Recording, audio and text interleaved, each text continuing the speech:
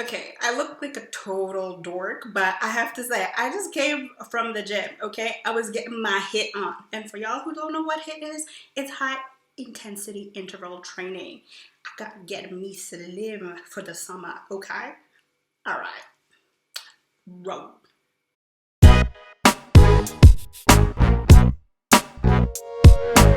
Hi guys, it's Kate, back from the gym. I'm ready to give you a book review today. Okay, so today I'm here to review Manda Mellett, Turning Wheels, which is kind of a spin-off from her main Blood Brothers series. And if you haven't read that series, you're gonna have to. I'm gonna tell you why a little bit later. But this book is the first book in the Satan's Devil's Motorcycle Club book series. Synopsis, because y'all, you need to hear about this, okay? Sophie. All I did was try to help my best friend escape her abusive boyfriend, and for that I ended up in a wheelchair. Life's no longer worth living. No man will want me now. But my nightmare is only beginning. Ethan wants me as leverage to get his woman back. I end up under the protection of the Satan's Devils, an outlaw motorcycle club in Arizona. The woman what I was would have been in her element among a group of handsome, rugged bikers. The disabled woman I am now feels scared and vulnerable, and soon I find this isn't the safest place to hide. But with a contract out on me, there's nowhere else for me to go. There's one reason for me to stay, the VP of the Satan's Devils, who teaches me to feel like a whole woman again. Male point of view. Okay, come on. Every time I hear that name, like Wraith, whether it's like Black Ops or whatever, I always want to go, Wraith. Okay, so I did it. I'm gonna stop now. Okay, Wraith. She doesn't fit into our world. Fuck. Even if she wasn't in that damn wheelchair, she'd be out of her element.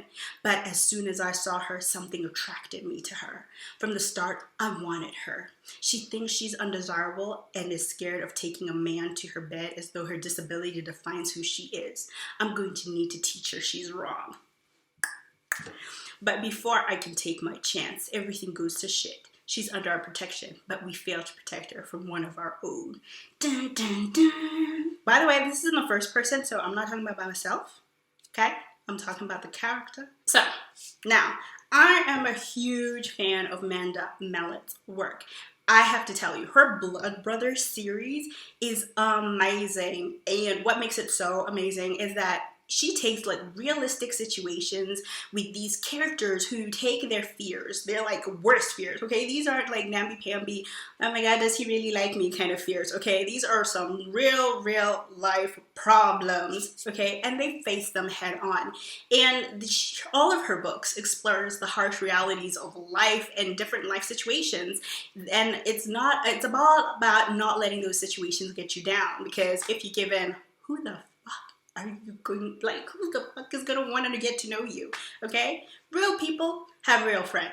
Fake people have fake friends. Why? Because nobody cares about fake people. One of the reasons I read this book, actually, is that the main character, Sophie, is disabled. And this year, I'm trying to read more diversely, and she was the first time I read a disabled main character. I thought her journey was amazing. I mean, first, she became disabled when she was trying to help her friend Zoe, who is, I think, a character from the third Blood Brother book? Yes? No? I think it's the third one. Tried to escape from her boyfriend, who is this uber rich, has tons of resources kind of guy, and he decided to use those resources for bad and had somebody drive over Sophie's legs, which is how she gets into the wheelchair. And she was down. I mean, before that, she was this like sex vixen, sex bomb kind of gal, and she was just too hot for school, and now she feels like she's lost her sexy. I just really enjoyed Sophie's struggle between the resigned helplessness of being in the wheelchair and the determination to get her sexy back and have the freedom and independence to not be limited by something that was beyond her control, the hit and run. And that journey in and of herself, never mind her support system that she found when she got to the MC club, but in herself was really profound, because before she seemed a little bit not shallow in a way, but she was so focused on, you know, oh, God gave me all of this hotness, I need to share this with everybody else. And now she has a deeper truth to her character, which was like brilliant. But you know, in going to Arizona and to the motorcycle club, finds a group of very supportive people, because they're all like, we all are a bit screwy and have issues in our own way, but what we got to do is help you get back together to who you want to be. And that support system really helped her decide that, fuck it, I'm gonna get my sexy back. And she does by the end of the book. I also thought the book was amazing because it is a brilliant introduction to the whole motorcycle club thing. There's a lot of like romantic suspense that has to do with motorcycle clubs, but I feel like even when that is the case, I feel it's more set in the suspense element rather than just looking at what day-to-day life for, you know, motorcycle club is like. But you know, Manda did a brilliant job of introducing what sweet butts are, the prospects versus patched members. And if you don't know what any of those things mean or are, then you need to get this book, okay? Now, didn't have as much of a dramatic character journey because, well, he was one of those guys who knew who he was, he knew what he wanted to do, and he knew he has a reason.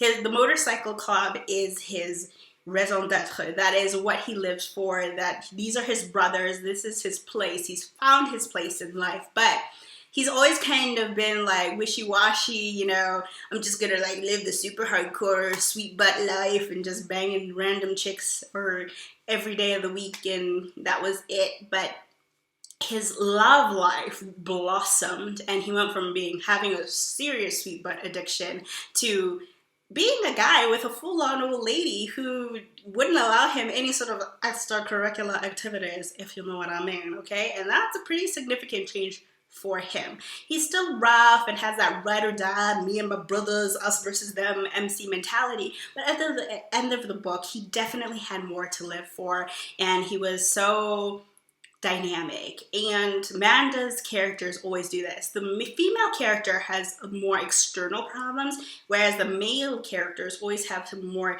inner struggle, which I think is very interesting, because normally it's the other way around. People think that when you write a male character, they don't want to talk about their feelings and whatever, and so the change mostly happens outwards. He saves the girl, whatever. There's some sort of external thing that changes him. But this, it's more introspection and realizing through their romance that, you know, it's okay to find myself in a more softer way, if that makes any sense at all. But you know what? You decide for yourself. Read the book. Now, let me know down in the comments if you've read any of Manda Mellett's books, any of her books, okay? And tell me, do you guys like motorcycle club romances? Because I find them a little bit interesting now that I've gotten like the basic intro to motorcycle clubs for beginners orientation thing. Let me know, and don't forget to subscribe. Bye.